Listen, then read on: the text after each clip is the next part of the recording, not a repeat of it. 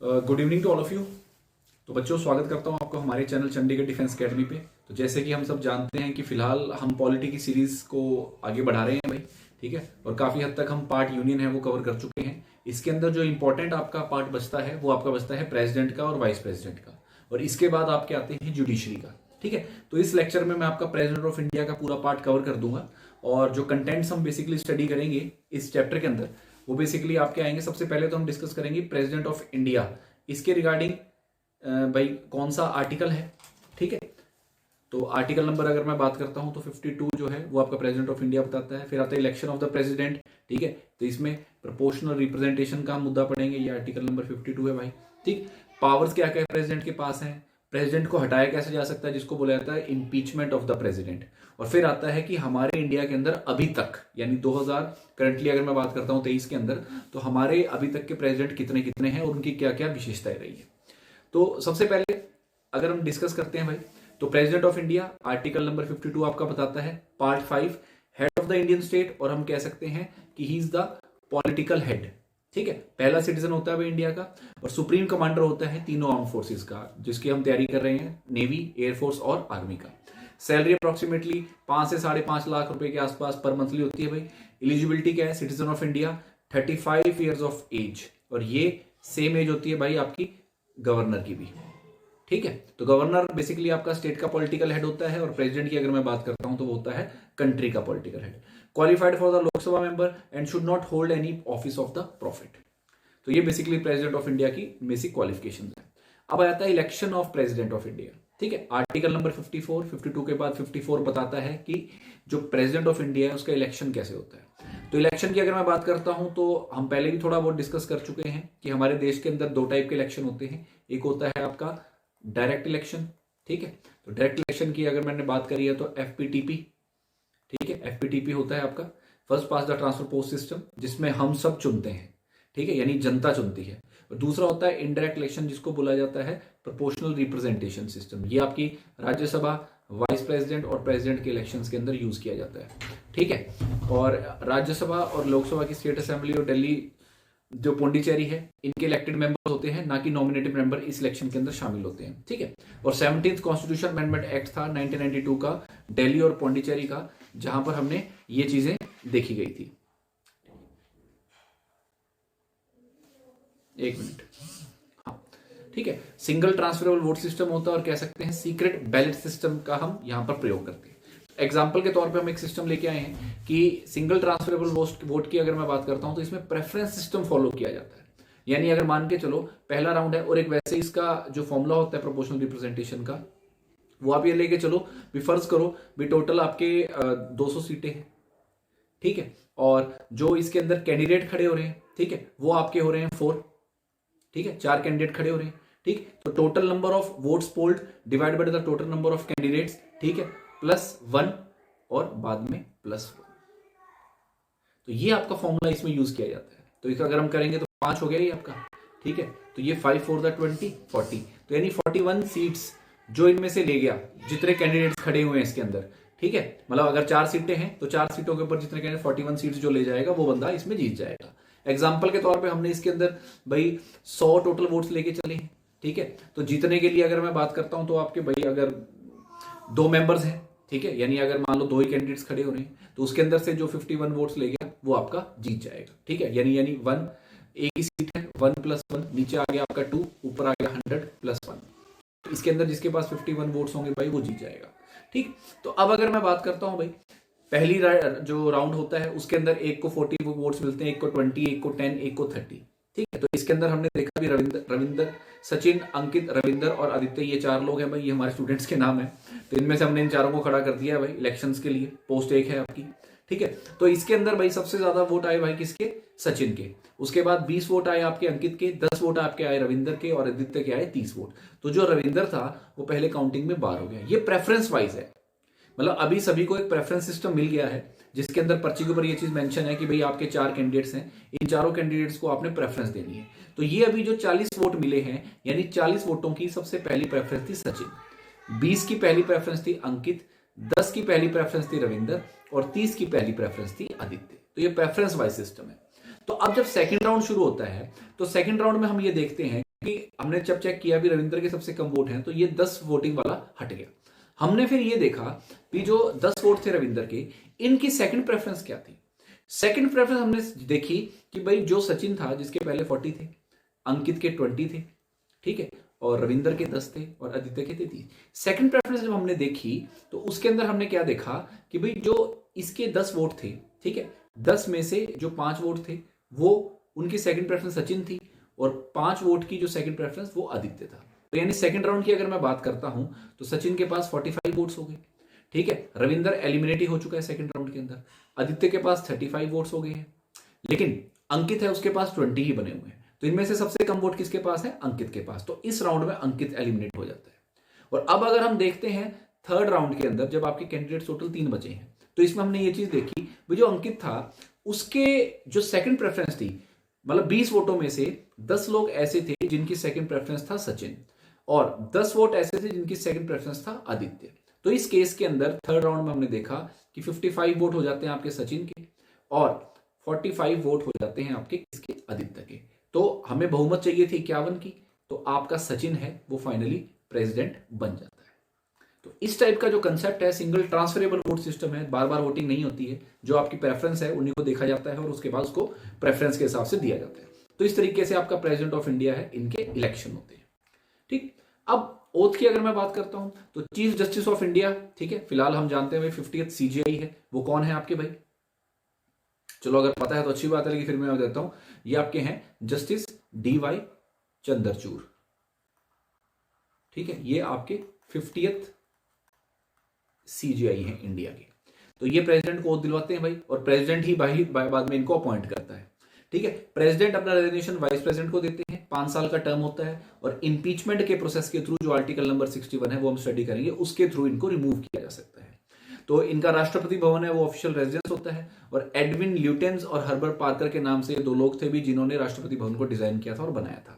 और प्रेसिडेंट के बॉडीगार्ड्स की अगर मैं बात करता हूं तो जाट और राजपूत रेजिमेंट के लोग ही ज्यादातर इसके अंदर एलिजिबल होते हैं। मिनिमम हाइट 6 फुट की होती है, और ये कई बार हम वैसे बोल देते हैं कि भाई जाट और राजपूतों को क्यों लिया गया, तो ये एक बहुत ही क्रिटिकल सिचुएशन है, या क्रिटिकल इन्होंने एलिजिबिलिटी बनाई है, बट स्टिल एलिजिबिलिटी है, तो हम क्या कर सकते हैं, ठीक। अब आती है भी पावर्स, स्पेशल पावर्स की अगर मैं बात करता हूं, ठीक है, तो प्रेसिडेंट की सबसे पहली बात तो ये भी किसी भी कोर्ट के नोटिस के रिगार्डिंग या कोई भी कोर्ट के अगर हम बताएं तो भी आंसरेबल नहीं होता, भी प्रेसिडेंट किसी भी कोर्ट के साथ आंसरेबल नहीं हो पाएगा, तो आर्टिकल नंबर 361 में दिया हुआ है। Judicial power, veto power, ordinance making power, financial power and executive, legislative and military power, ये सभी पावर आपकी प्रेसिडेंट के पास होती है। तो जो इंपॉर्टेंट पावर है वो स्टडी करेंगे भाई। जुडिशियल पावर की बात करता हूं तो CJI को अपॉइंट करते हैं, और जजेस ऑफ सुप्रीम कोर्ट और हाई कोर्ट को अपॉइंट करते हैं, और सुप्रीम कोर्ट की किसी भी पॉइंट के ऊपर ये एडवाइस ले सकते हैं भाई, आर्टिकल नंबर 143 बताता है। फिर आपका आता है पार्डनिंग पावर, यानी क्षमा भी प्रेसिडेंट कर सकता है, और यहां तक कि प्रेसिडेंट के पास ये पावर है कि डेथ सेंटेंस को भी ये पार्डन कर सकते हैं, ठीक है। तो आर्टिकल नंबर 72 में पार्डनिंग पावर है। इन केसेस अगेंस्ट पनिशमेंट और sentence by union law, punishment sentence by court martial and punishment is sentence to death, यानी डेथ सेंटेंस, कोर्ट मार्शल के सेंटेंस, और जो आपके यूनियन लॉ के रिगार्डिंग कोई भी सेंटेंस दिया गया, उन सबको पार्डन प्रेसिडेंट कर सकते हैं। तो अगर मैं बात करता हूं पार्डनिंग पावर की, सबसे पहले आता है आपका सिंपल पार्डन, जिसको बोला जाता है कंप्लीटली फ्री, यानी सेंटेंस और कन्वेक्शन दोनों को ही रिमूव कर देते हैं, ठीक है। सभी पनिशमेंट से बंदे को आजादी दिलवा सकते हैं, ये प्रेसिडेंट के पास सबसे तगड़ी पावर है। फिर आता है कम्यूटेशन, यानी conversion of harsh penalty into lighter one, यानी अगर मान लो किसी को डेथ सेंटेंस मिला है तो उसको लाइफ इम्प्रिजनमेंट के अंदर कन्वर्ट कर सकते हैं प्रेसिडेंट, इसको बोलते हैं कम्यूटेशन। फिर आता है रिमिशन, यानी जो पीरियड है सेंटेंस का उसको कम कर सकते हैं विदाउट चेंजिंग इस कैरेक्टर, यानी अगर मान लो किसी को 5 साल की रिगरस इम्प्रिजनमेंट मिली है तो उसकी 2 साल की कर देंगे भाई, किसी को 10 साल की मिली है तो उसको भाई ये हो सकता है 5 साल की कर दें। तो इस टाइप का जो टाइम पीरियड है उसको कम कर देंगे, लेकिन जो सेंटेंस मिला हुआ है यानी जो सजा मिली हुई उसका जो कैरेक्टर है वो सेम रहेगा। फिर आता है रिस्पाइट, यानी इसमें ये बहुत ही उन लोगों के लिए है, यानी कोई किसी की फिजिकली डिसेबल है, कोई प्रेग्नेंट वुमेन है, या किसी के साथ कोई ऐसा बीमारी है, तो उस केस के अंदर अगर मान लो उनको कोई ऐसी सजा मिली हुई है तो उसको प्रेसिडेंट कम कर सकता है। लास्ट है रिप्राइव, यानी stay on execution of sentence and specially for death sentence temporarily, तो यानी टेम्परेरीली अगर हम डेथ सेंटेंस को स्टे कर देते हैं तो वो पावर प्रेसिडेंट के पास है, यानी जिसको हो सकता है हफ्ते में या महीने में फांसी होने वाली, उसको हो सकता है 2 महीने बाद हो, 3 महीने बाद हो, ठीक है, इस टाइप की है। तो इसको आप बेसिकली याद रख सकते हो भाई इस तरीके से, PCRRR। ठीक है, तो RRR तो भाई राजा मौली की फिल्म है, हम सब जानते हैं भाई। फिलहाल उन्होंने जो गोल्डन ग्लोब अवार्ड्स उनमें अच्छा परफॉर्म किया है। ठीक है, पीसी से आप अपने कंप्यूटर को याद रख सकते हो। तो इस हिसाब से ये जो पांचों चीजें हैं वो आपको याद रहेगी, यानी पार्डन, ठीक है, कॉम्यूटेशन, रेमिशन, रेस्पाइट और रिप्राइव। ठीक है, तो PCRRR का एक ये फॉर्मूला है, तो आप इससे याद रख सकते हो इसको। अब आती है वीटो पावर, ये आर्टिकल नंबर 110 में बताई गई है भाई। इससे पहले अगर मैं 110 आर्टिकल की बात करता हूं तो ये आपका बिल्स के रिगार्डिंग हमने डिस्कस किया हुआ है। ठीक है, तो अब वीटो पावर का मतलब क्या होता है? वीटो पावर बेसिकली बिल्स के रिगार्डिंग होती है, यानी जो भी बिल्स प्रेसिडेंट के पास फाइनल आते हैं, यानी राज्यसभा और लोकसभा से पास होके आते हैं, तो प्रेसिडेंट का जो कंसेंट लेना होता है उनको, उसके रिगार्डिंग ये पावर प्रेसिडेंट के पास है कि प्रेसिडेंट उस बिल के साथ क्या क्या कर सकता है। सबसे पहला तो भी एब्सोल्यूट वीटो, यानी रिजेक्ट कर सकता है बिल को, और कोई कुछ नहीं कर सकता भाई। लेकिन लगभग ये दो केसेस में यूज होता है, या तो प्राइवेट मेंबर का बिल हो, या लोकसभा को डिसॉल्व किया हो और नई लोकसभा उस बिल के अगेंस्ट हो। ठीक, उसके बाद सस्पेंसिव वीटो का मतलब क्या होता है? बिल को रिटर्न किया जा सकता है कंसिडरेशन के लिए, लेकिन रिकमेंडेशन के बाद उसको साइन प्रेसिडेंट को करना पड़ता है, ये सस्पेंसिव वीटो होता है। फिर आपका आता है pocket veto, indefinite delay to the bill, यानी बिल को जेब में डाल के भूल गए भाई, और इनडेफिनेट हमने उसको डिले कर दिया है। यानी ज्ञानी जैल सिंह की अगर मैं बात करता हूं तो इन्होंने पोस्ट ऑफिस अमेंडमेंट बिल आया था कभी, तो उसके रिगार्डिंग ये एक बार ही पॉकेट वीटो यूज की गई है। तो ये बात थोड़ा ध्यान में रखना भाई, हो सकता है सवाल बन जाए। फिर आपकी आती है ऑर्डिनेंस मेकिंग पावर 1, 2, 3। ठीक है, तो प्रेसिडेंट कैन इशू और promulgate ordinance during recess of the parliament. Parliament की रिसेस है, हम जानते हैं भी पार्लियामेंट के 3 सेशन होते हैं, लेकिन इन बिटवीन इनकी रिसेस भी होती है। तो उस दौरान कोई ऐसा ऑर्डिनेंस पास करना हो तो प्रेसिडेंट के पास पावर है भाई। ठीक है, और ज्यादातर 2 कंडीशंस के लिए अगर मैं बताऊं, वहां पर ये ऑर्डिनेंस पावर यूज होती है जब लोकसभा और राज्यसभा दोनों सेशन में ना हो, या अनफॉर्सिन सर्कमस्टांसेस आ जाएं, और ये जरूरी होता है कि हाउस को असेंबल होने से पहले ही हमें डिसीजन लेना हो। ठीक है, तो ऐसे केसेस के अंदर हम ये बात कह सकते हैं कि प्रेसिडेंट के पास पावर है कि वो एक ऑर्डिनेंस को लेके आ सकते हैं। फिर आती है एग्जीक्यूटिव पावर, और जितने भी एग्जीक्यूटिव एक्शन है, यानी कोई भी लॉ एग्जीक्यूट करना है, वो सारे के सारे गवर्नमेंट ऑफ इंडिया के प्रेसिडेंट के नेम से किए जाते हैं। ठीक है, PM, CAG, CEC, governor, UPSC chairman, member of finance commission, इन सबको अपॉइंट कौन करता है? आपका president. Can declare any area as schedule area, declare कर सकते हैं भाई शेड्यूल एरिया, शेड्यूल ट्राइब का एरिया, और इसके रिगार्डिंग एक कमीशन भी होती है भाई। ठीक है, जिसको बोला जाता है डी लिमिटेशन कमीशन। ठीक है, ये आपकी इलेक्शन कमीशन ऑफ इंडिया में थोड़ा बहुत स्टडी करेंगे, ये वो कमीशन होती है, इसको अपॉइंट भी प्रेसिडेंट ऑफ इंडिया करता है, जो पर्टिकुलर एरिया को बताएगी भी शेड्यूल ट्राइब का एरिया, शेड्यूल कास्ट का एरिया। ठीक है, यूटी को डायरेक्टली एडमिनिस्ट्रेट करता है। Can appoint a commission to investigate SC, ST, OBC की कंडीशंस क्या हैं, उनको इन्वेस्टिगेट करने के लिए। ठीक है, फिर लेजिस्लेटिव पावर की अगर मैं बात करता हूं, summon, prorogue and dissolve the Lok Sabha, ये प्रेसिडेंट के पास पावर है भाई, ध्यान रखना। जो ज्वाइंट सीटिंग है उसको समन करता है, और इसको प्रिसाइड कौन करता है भाई? आपका प्रिसाइड बाय लोकसभा स्पीकर, ये हमने पढ़ा हुआ है। ठीक, पहले सेशन में पार्लियामेंट को एड्रेस करते हैं, लोकसभा के मेंबर को हम ये मतलब अपॉइंट कर सकते हैं लोकसभा पे प्रिसाइड करने के लिए। राज्यसभा के 12 मेंबर्स हैं, उनको जो अलग अलग, जिनके पास अलग अलग ओहदे हैं, या कह सकते हैं जो अलग अलग फील्ड के अंदर महारत हासिल की हुई है। फॉर एग्जांपल सचिन तेंदुलकर की बात करता हूं तो वो भी राज्यसभा के मेंबर रहे हुए हैं on the basis of cricket.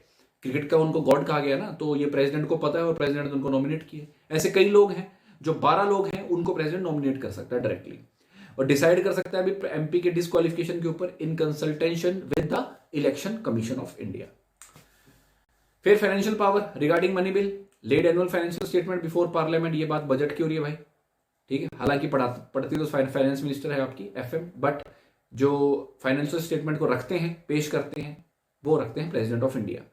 Contingency fund है, ये फंड हम आगे स्टडी करेंगे। आपके 2 टाइप के फंड होते हैं, एक तो कंसोलिडेटेड, हालांकि आपका पब्लिक फंड भी होता है, और एक होता है कॉन्टिजेंसी। तो इनमें से payment contingency fund of India से, जो इमरजेंसी फंड होता है वो आपका प्रेसिडेंट इशू करता है। फाइनेंस कमीशन को हर 5 साल बाद कॉन्स्टिट्यूट करते हैं। ठीक है, आर्टिकल 280, और अभी फिलहाल 15th फाइनेंस कमीशन चल रही है, जिनके चेयरमैन है एनके सिंह। ये बात थोड़ी सी ध्यान में रखना। लोकसभा हम सबको पता है भाई 17th लोकसभा है। अब आता है भी आपका आर्टिकल इंपीचमेंट, आर्टिकल नंबर 61। ठीक है, यानी अब प्रेसिडेंट को रिमूव किस बेस के ऊपर किया जा सकता है, और ये हम सब जानते हैं भाई। प्रेसिडेंट को ना भी जानते हो तो भी मैं ये कहूंगा कि भी जानना जरूरी है कि कोई भी हिंदुस्तान में ऐसी पोस्ट नहीं है जिसके ऊपर कोई ना कोई ऐसे कड़े सख्त पहरे ना लगे हों कि वो हटाया ना जा सके। ठीक है, तो अगर भाई प्रेसिडेंट को हटाना है तो इम्पीचमेंट के जो चार्जेस हैं वो लोकसभा या राज्यसभा किसी के अंदर भी लाए जा सकते हैं, ठीक है। और उस चार्जेस को साइन करने के लिए 1/4 मेंबर ऑफ हाउस के साइन जरूरी है। 14 दिनों का प्रायर नोटिस देना पड़ता है भाई प्रेसिडेंट को। और इम्पीचमेंट का रेजोल्यूशन है वो 2/3 मेंबर, जो कि हम जानते हैं स्पेशल मेजोरिटी होती है भाई, दोनों हाउसेस के, उन्होंने पास करना होता है। और उसके बाद इन्वेस्टिगेट किए जाते हैं प्रेसिडेंट के खिलाफ जो चार्जेस हैं। अगर वाकई भाई उन्होंने कोई ऐसा काम किया है जो अनकॉन्स्टिट्यूशनल है तो उनको हटाया जा सकता है। और सभी मेंबर्स जो पार्लियामेंट के हैं वो इसके अंदर पार्टिसिपेट करते हैं, यानी कि लोकसभा और राज्यसभा के, ठीक है। तो ये आपका प्रेसिडेंट का टॉपिक था। अभी फिलहाल हम फटाफट थोड़ा डिस्कस कर लेंगे। पहले प्रेसिडेंट हमारे डॉक्टर राजेंद्र प्रसाद थे भाई, और ये हमारे जो कॉन्स्टिट्यूएंट असेंबली के उनके भी क्या थे भाई, प्रेसिडेंट थे, ठीक। 2 साल रहे हैं, 2 टर्म रहे हैं, सॉरी। 1962 में भारत रत्न मिला था। सर्वपल्ली राधाकृष्णन, जिनके नाम पे हम टीचर डे मनाते हैं भाई 5 सितंबर पे, वो भी हमारे दूसरी नंबर पे हमारे क्या रहे हैं, प्रेसिडेंट ऑफ इंडिया। और 1954 में भारत रत्न मिला है। डॉक्टर जाकिर हुसैन पहले मुस्लिम प्रेसिडेंट थे और पहले प्रेसिडेंट थे जो अपनी पोस्ट के ऊपर चल बसे थे। वीवी गिरी ओनली प्रेसिडेंट थे जो कि इंडिपेंडेंट कैंडिडेट सेलेक्ट हुए थे, और भारत रत्न 1975 में मिला था। और फखरुद्दीन अली अहमद इमरजेंसी के टाइम पर भाई इंपोज की गई थी। नीलम संजीवा रेड्डी की अगर बात करते हैं तो पहले चीफ मिनिस्टर थे आंध्र प्रदेश के और यंगेस्ट प्रेसिडेंट थे। ज्ञानी जेल सिंह पहले Sikh president, operation blue star इनके टाइम पे हुआ है जो अमृतसर में हुआ था पंजाब के अंदर, ठीक है। असैसिनेशन ऑफ इंदिरा गांधी वो भी इनके टाइम पे हुई थी, और इन्होंने पहली बार पॉकेट वीटो का इस्तेमाल किया था जो हम स्टडी कर चुके थे। आर वेंकट रमन, शंकर दयाल शर्मा की अगर मैं बात करता हूं तो living legend of law award of recognition given by international bar association, ठीक। के आर नारायणन पहले दलित प्रेसिडेंट थे भाई इंडिया के, ठीक है।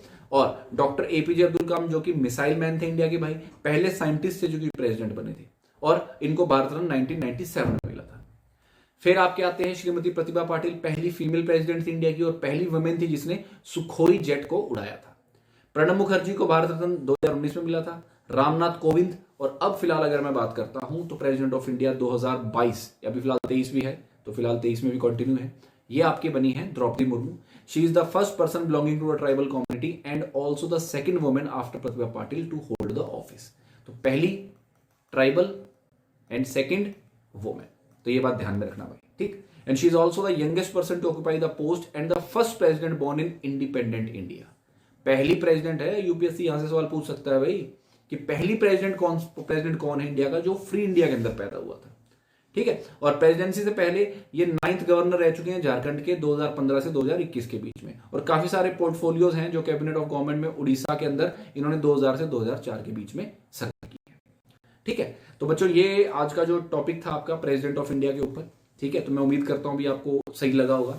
तो इस वीडियो को आप लाइक सब्सक्राइब करना, और मिलते हैं नेक्स्ट वीडियो में जहां पर हम जो वाइस प्रेसिडेंट है, ठीक है, उसके रिगार्डिंग हम थोड़ा डिस्कशन करेंगे। Thank you so much.